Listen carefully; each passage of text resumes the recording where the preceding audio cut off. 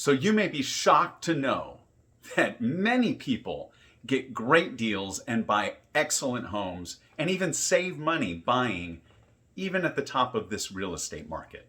Most people, however, think that they're going to wait until the market bottoms out and then that's when they're going to snatch up the good deal or save the money. That strategy has left many vulnerable to risky future market conditions. Before we get started, you're probably wondering, who the heck is this guy and why should I even listen to him? Well, my name's Craig Yace. I'm a real estate agent. I've been a realtor for almost 20 years now, primarily serving the Inland Empire, although my car does take me to Orange County from time to time and even into LA County. I have been dedicated to knowing market changes and knowing real estate in and out. This is what I do. It's what I sleep and breathe 24/7. I'm a full-time realtor, and I've been doing this for, like I said, almost 20 years. And my goal has just been to be excellent for my client. Not one of those guys that throws deals against the wall and then kind of walks away and hopes that it all happens. No, no, no. I educate my clients. I show them the value, and I really help them understand what it is that they're getting into, if the timing is right, and if their scenario is right for the timing. So before I get into everything, I just want to say that this is not for everybody. You know, what I'm going to talk to might not apply to you personally. And the people that it tends to not really apply to are people who are an investor. And all you really want to do is, I'm talking to people who are looking to buy their primary residence, or maybe step up from the one that they already have and step into a bigger home, their dream home, or a better home. This doesn't apply to every profession either. So if you're in a profession like mine, where it's very volatile and is really tied to how well the economy is doing, this might not be the video that you want to watch. But if you're in a secure job and you're in a secure place in your life and you have stability in your station in life right now, then this might be the video for you. In fact, it probably is a great video for you to listen to. And if you like what you hear and you want to connect with me afterwards, you'll have an opportunity to do that. I'm telling you, I will not bug you. If you do have that phone call with me, it will be just a fact-finding phone call, and I will not obligate you to work with me. It won't cost you any money. It'll only be a few minutes of your time and my time. So it's not like you're bugging me. I know a lot of people are like, oh, I don't want to bug you. And it's, I'm a no shenanigans kind of guy. And by the way, I don't do any of those, pin me down sales tactics. I suck at them. So I don't do them. All right. I'm an easy guy to talk with. And again, I know my stuff. I study, I live and breathe real estate, and I love I kind of geek out talking about this stuff. All right. So let's go ahead and get into it.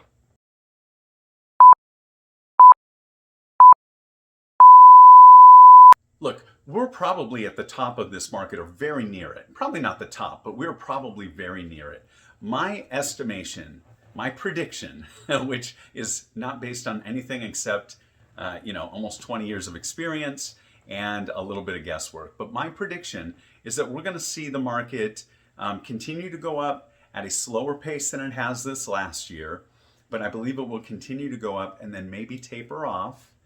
And we may see a drop. And I know that that's what you're concerned about. And I know the question is, well, Craig, you said people buy the best homes right now and they're able to save some money in doing that.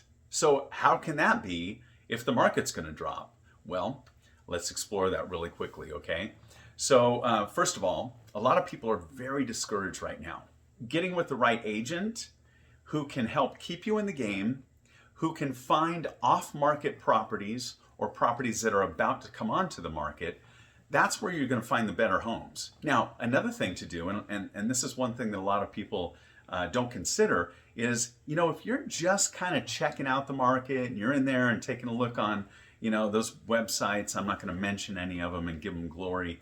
But you're out there just kind of just poking around. You might see a nice house and then it's gone, right? You might just pop in and go, oh my gosh, there's like 3 houses that I would love to get. And then before you know it, they're not on the market anymore, right? That happens all the time.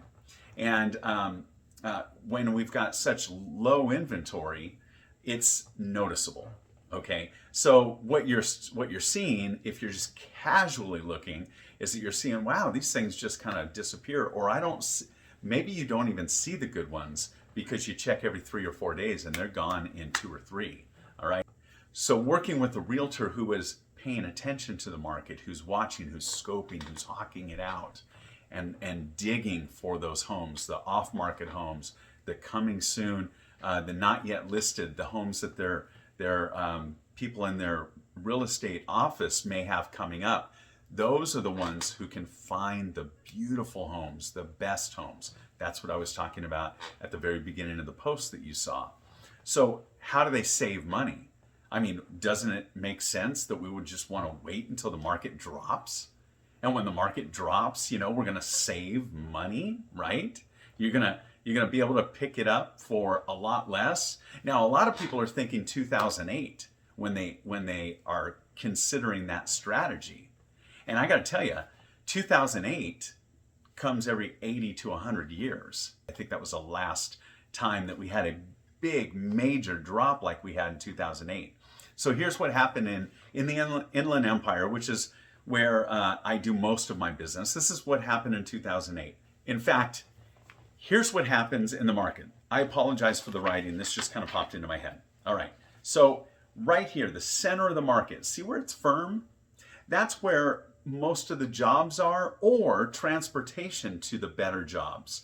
Now, do we have good jobs in Riverside, in the city of Riverside? Yeah, of course we do. And we've got professionals all over the place, right? But where big industry is, Irvine, you got to drive, right? So where you're going to have a more firm market is going to be closer to those jobs. That's why Irvine is so darn expensive for even small homes, but it's a beautiful area, right? So, but it's close to the jobs. They're hopping in, they're working in Irvine or they're working in Costa Mesa. And so the market's very firm there. As you get farther away from the jobs, the market gets softer and softer and softer. Believe me, I'm going somewhere with this, okay? And so it gets really, really soft the farther away you go.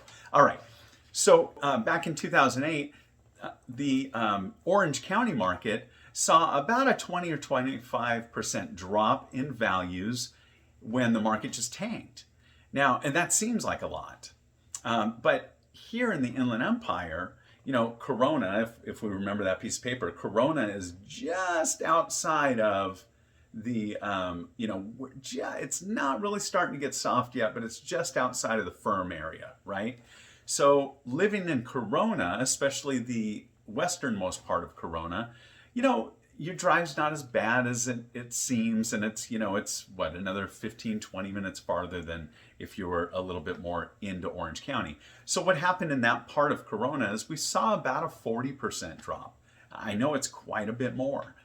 So 35, 40% drop, and in the rest of Corona, maybe 40, maybe 40, I don't know, maybe 45%. I haven't done the percentage math on that, but just knowing the market like I do, I'm guessing the most in averages. I'm not talking about like, the one-off that sells at like 75% off of market value, but the average is probably 40, 45% off from the peak of the market.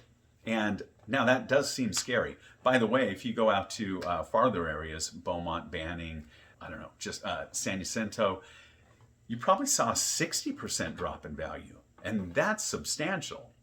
So again, most people are thinking 2008, when we're probably not going to see 2008 happen again, because that's such an anomaly. All right, so what are we probably going to see happen? Well, we're probably going to see an average drop in market like in a normal market, because the market does go up and it does go down and it goes up again. But look, it went past that last peak and it goes down and it doesn't get as low as the last low, and it goes up again and it goes past that last peak. So we know that that happens. We know the market's going to go down, but the market typically goes down in Corona or our surrounding areas 20, maybe 25%, if it's kind of hit hard.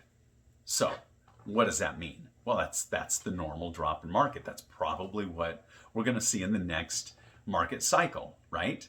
So if you buy near the peak or at the peak, and we know that it's going to drop 20%, how can you save the money? I'm going to tell you how right now. Hold on.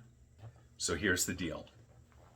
We know the current market conditions. We know the interest rates and where they are. By the way, they are still at nearly all-time record lows. They are at like almost the lowest they've been ever.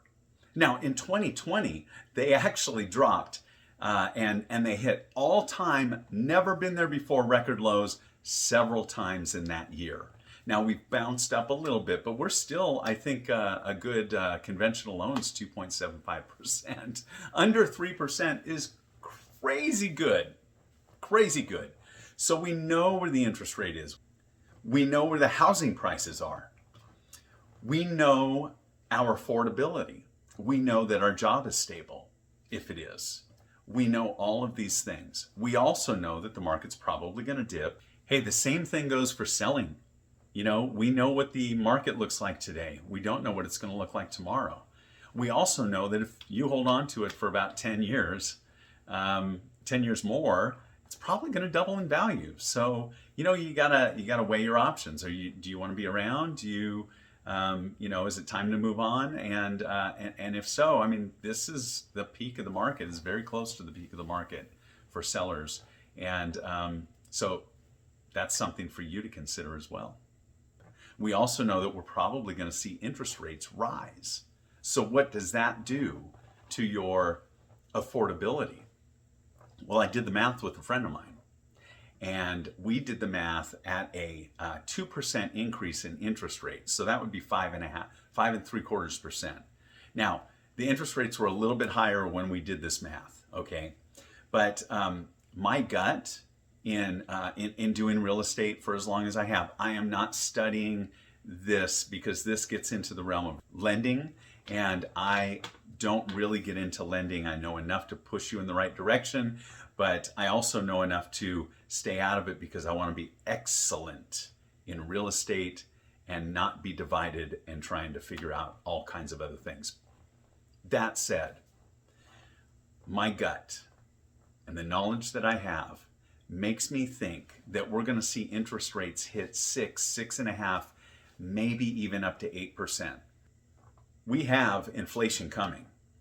I hope to goodness that it doesn't hit like, 1970, Jimmy Carter era.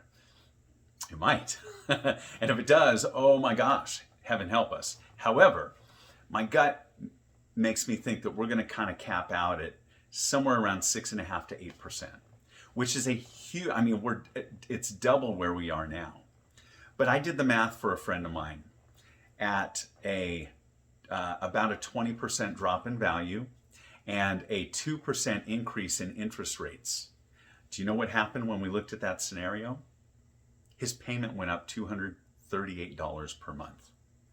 Lower price, which most people think, I'm going to wait until the price goes down, but the interest rate had gone up a lot. And so this is maybe one of those other scenarios where if you're going to get a loan on your next home, then you might want to capture the interest rates that we have right now, because we will probably never see interest rates this low again. And if we do, we'll probably be in a nursing home. I definitely will. All right. I don't know how old you are watching this, but last time we saw interest rates like this was back in the 50s. So what is that, 70 some odd years? So is it going to be another 70 years before we see interest rates this low? I probably won't be on this earth. I'd be over 100. If you're going to pay cash for your next home, well, you might want to wait and see what the market does. Perhaps the market will go down, and that might be the great time to capitalize on that and capture that home at a lower price. Now, you might say, hey, Craig, look, price goes down. When I go to sell the house, if it goes down, let's say a $500,000 house, I'm just doing it for easy numbers because math on camera is definitely not an exact science.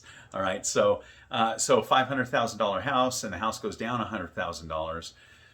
What does that do? Well, obviously, when the house goes up, and by the way, I don't know if you know this, but on average, again, exclude 2008, but on average, house values in Southern California, I'm not talking about the rest of the world, not even Northern California, house values typically double about every 8 to 12 years, but let's call it every 10 years on average, okay? So if we know that house values are going to double in about 10 years, well then what we want to make sure to do is to capture it, of course, at a good price, so when it doubles, we've got extra money that we're capturing on the back end.